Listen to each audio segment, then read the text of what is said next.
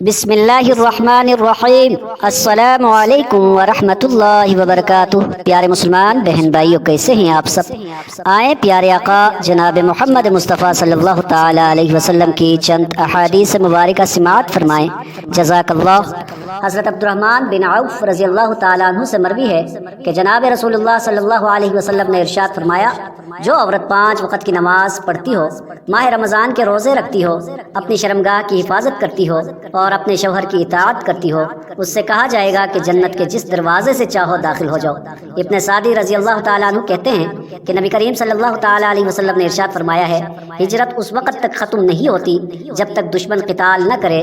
حضرت امیر معاویہ، حضرت عبد الرحمن بن عوف اور حضرت عبداللہ ابن عمر رضی اللہ عنہم فرماتے ہیں کہ جناب رسول اللہ صلی اللہ علیہ وسلم نے ارشاد فرمایا، ہجرت کی 2 قسمیں ہیں، ایک تو گناہوں سے ہجرت ہے اور دوسری اللہ اور اس کے رسول کی طرف ہجرت ہے، اور ہجرت اس وقت تک ختم نہیں ہوگی جب تک توبہ قبول ہوتی رہے گی، اور توبہ اس وقت تک قبول ہوتی رہے گی جب تک سورج مغرب سے طلوع نہ ہو جائے، اور جب سورج مغرب سے طلوع ہوگا تو ہر دل پر مہر لگا دی جائے گی اور عمل سے لوگوں کی کفایت کر لی جائے گی، یعنی اس وقت کوئی عمل کام نہ آئے گا اور نہ اس کی ضرورت رہے گی۔ حضرت عبد الرحمن بن عوف رضی اللہ تعالیٰ عنہ سے مروی ہے کہ جناب رسول اللہ صلی اللہ علیہ وسلم نے ارشاد فرمایا، اس ذات کی قسم جس کے قبضے میں محمد کی جان ہے، 3 چیزیں ایسی ہیں جن پر میں قسم کھا سکتا ہوں۔ ایک تو یہ کہ صدقہ کرنے سے مال کم نہیں ہوتا، اس لیے صدقہ دیا کرو۔